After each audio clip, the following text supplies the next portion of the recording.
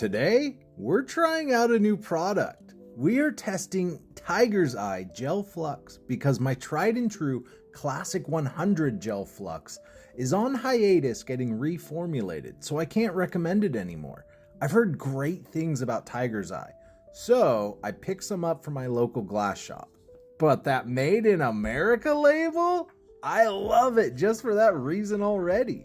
The consistency did throw me off a bit though, because it's more liquidy than my previous gel. This reminds me of hand sanitizer, how it looks like gel until it turns into water in your hands. But anyways, let's see how it does.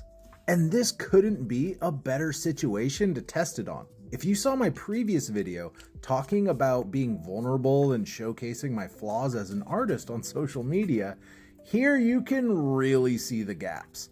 Don't mind me, just over here burying my head in the sand in complete shame.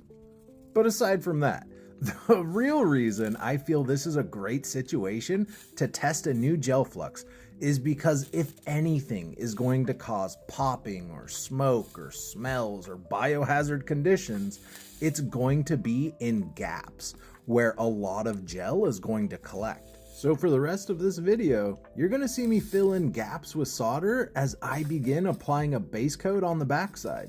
This could also be helpful for new artists to see how to handle these situations.